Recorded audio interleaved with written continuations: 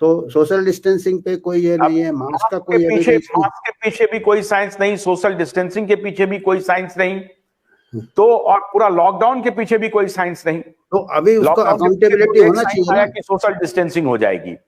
Social distancing के ही पीछे कोई साइंस नहीं है, तो फिर लॉकडाउन के पीछे क्या साइंस होगा? कोई साइंस नहीं है। और अगर इसके ऊपर जो नुकसान हुआ है उसका कौन जुर्माना भरेगा, वो अकाउंटेबिलिटी आप पूछ नहीं रहे ऑफिशियल से, ना ही उन साइंटिस्ट से, उनको पूछ नहीं रहे हो, बिगड़ टीटी के नहीं पूछ रहे हो। तो अगर टीटी आ जाएगा तो सोचो क्या होगा। सर भास्कर, अभी जो डॉक्टर बनर्जी ने कहा कि कम्युनिस्ट ओरिजिन होता है और उसके बाद मार्केट फोर्सेस उसको लीड करने लगते हैं, और फिर मार्केट फोर्सेस उसी में से निकाल लेते हैं, और जब रिस्पॉन्सिबिलिटी किसी के ऊपर पासिंग द बक का जब सिचुएशन आता है तो भाई कम्युनिस्ट पर फेंक दिया। लेकिन अल्टीमेटली मार्केट फोर्स ही उसको ग्रैब कर लेता है, और मार्केट फोर्स जो है वो कैपिटलिज्म का जो सबसे बड़ा फिलॉसफी है वही है।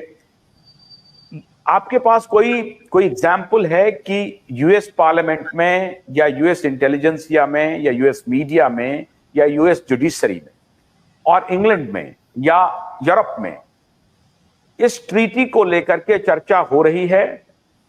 क्या इसको यूएस साइन करना चाहता है? क्या उसको लगेगा कि जो पूरी दुनिया को कंट्रोल करने वाले लोग हैं वो बेसिकली यूएस के लोग हैं या यूरोप के हैं या इंग्लैंड के कुछ घराना है, कुछ परिवार है, तो वो चाहते हैं कि इसे हम मान लेंगे, हम साइन कर देंगे, इसमें हमारा ही भला होने वाला है। लेकिन वहां भी फोर्सेज हैं जो विरोध कर रहे हैं इसका। आपको लगता है कि ट्रंप या जो रिपब्लिकन पार्टी है वो इस ट्रीटी के पक्ष में होगा या विरोध करेंगे? ये अब तक जो सिग्नल्स आ रहे हैं यूएस इलेक्शंस के पीछे यही लग रहा है कि नॉमिनेशन होगा रिपब्लिकन साइड से डोनाल्ड ट्रंप का और डेमोक्रेटिक साइड से बाइडेन का। और दोनों ने ये कोविड रिस्पांस के विषय में कुछ भी स्ट्रेट फॉरवर्डनेस या इंटीग्रिटी नहीं दिखाए। पहले लॉकडाउन तो इम्पोज किया था ट्रंप ने, और उसके बाद बाइडेन ने भी बहुत सारे लॉकडाउन इम्पोज किए थे।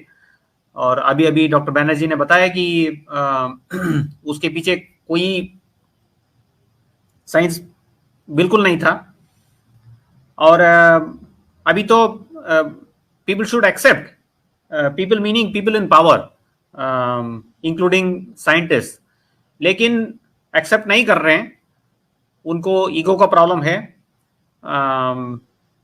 उनको, साइंटिस्ट को और पॉलिसी मेकर्स को, दोनों को अपनी ईगो का प्रॉब्लम है और एक्सेप्ट नहीं कर रहे हैं कि ईगो है या डर है? ईगो है या डर है डॉक्टर भास्कर? डर है मुझे लगता है, दोनों है। एक्सेप्ट कर लेंगे तो कुछ तो अकाउंटेबिलिटी होगा, उसके पीछे डर भी है। तो मुझे नहीं लगता है कि वेदर ट्रंप इज इलेक्टेड और बाइडेन इज इलेक्टेड ये इसका अकाउंटेबिलिटी होने वाला है। लेकिन among the various countries which are raising their voices currently US has been in the forefront because of its federal structure.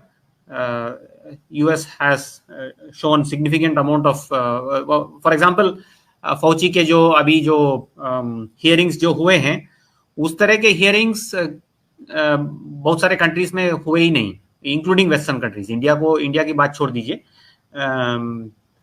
even in Western countries, that kind of hearing has not happened in any other country. बाकी की hearing क्या supreme court में हो रही है? नहीं, congressional hearing हो रही है। नहीं, कांग्रेशनल हियरिंग के अलावा तो उनकी हियरिंग तो कोर्ट में होनी चाहिए थी। वहां का फेडरल कोर्ट तो कुछ भी नहीं कर पा रहा, उससे तो बेटर है इंडिया का जुडिशरी। सही है।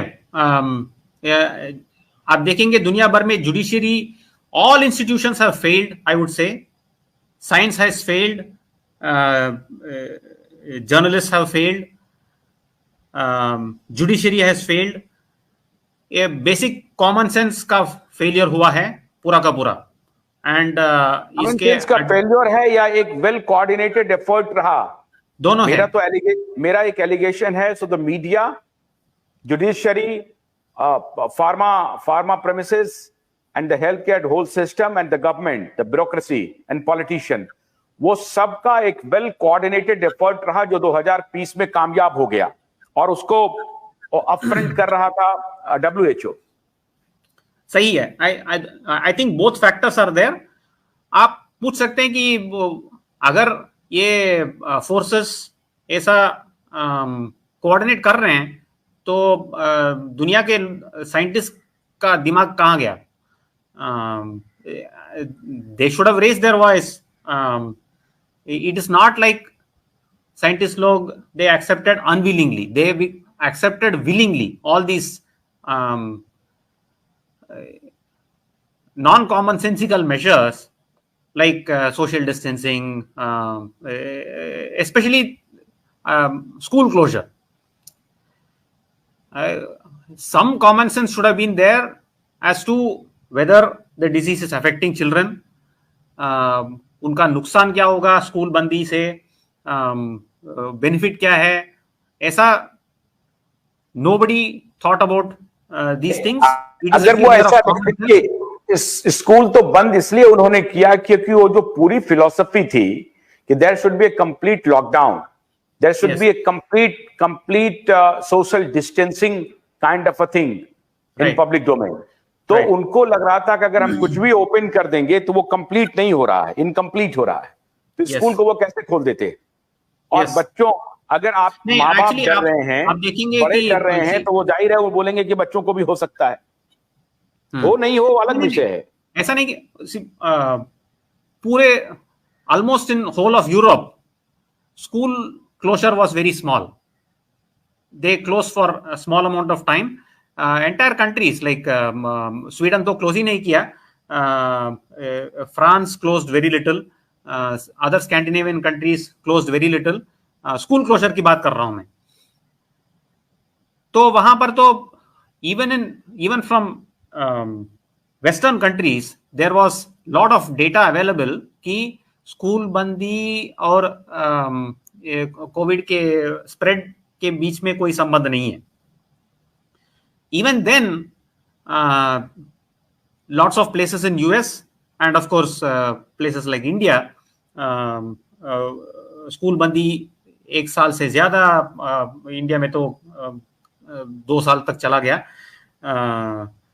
I think to cause this level of harm to children cannot be explained by WHO and WEF or Bill Gates playing some politics. It shows total failure of common sense. It is in combination. Both are there. The forces have taken advantage of the failure of common sense. Failure of common sense has happened. Bholanath का brush cutter एक battery से चलने वाली machine है जिसका charging समय 3.5 घंटे है। इसे हम 6 से 8 घंटे बिना रुके चला सकते हैं। एक बार चार्ज करने पर ये 16,000 स्क्वायर फीट गेहूं, चावल, बजरा, जोबर के खेत काट सकता है, जबकि इसी कार्य को पेट्रोल ब्रश कटर 1,000 रुपए पेट्रोल का खर्चा करता है।